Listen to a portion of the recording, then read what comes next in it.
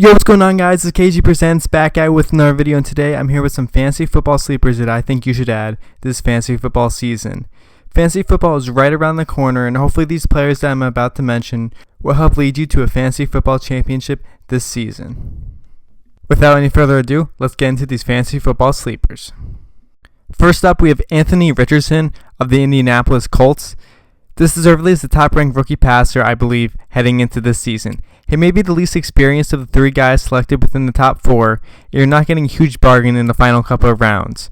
But I think he can be the name among the group you get somewhere into those double-digit rounds who can deliver those huge weeks that end up putting you in the playoffs and ultimately winning your league.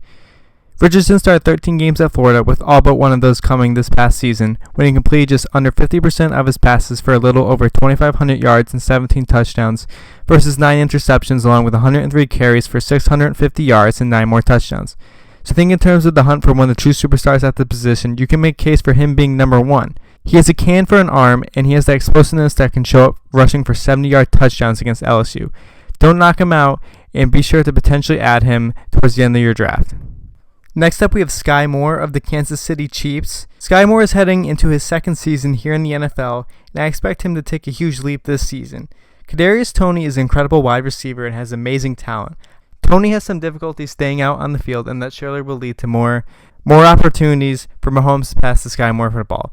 I would surely take a gamble on him in the later rounds, and I truly do believe that 900 yards and 6 touchdowns this season is very much in range for Sky Moore.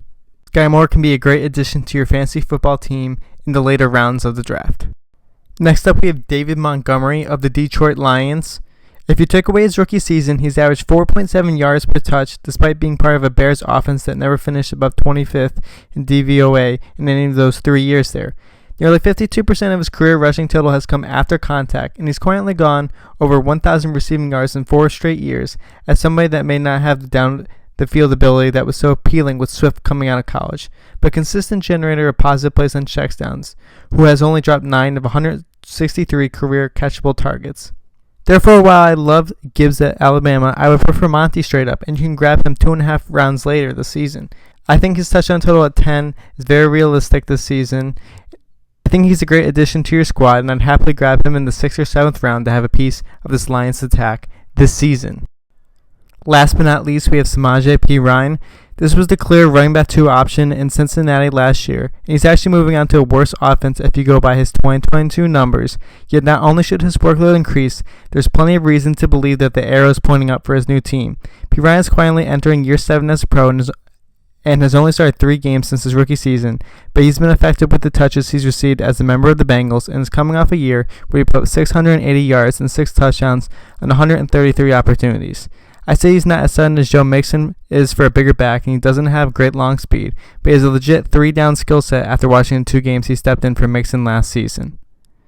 So looking at a much improved coaching staff, with Russell Wilson being due for some positive regression under one of the premier offensive innovators over the last couple of decades, a better looking offensive line, healthy receiving weapons, the backfield should certainly benefit, especially considering there were some slightly below average in terms of run play rate. So Perine is just Murray from last year, who played 12 of 13 games in Denver. That would make him running back 34, which is higher where he's going right now. And Javonte isn't ready or gets hurt again, which I obviously hope not. You may have a league winner on your hands this season. That's all for today's video. Hopefully these fantasy football sleepers that I have mentioned in this video will help lead you towards winning your fantasy football championship this year. Have a good day.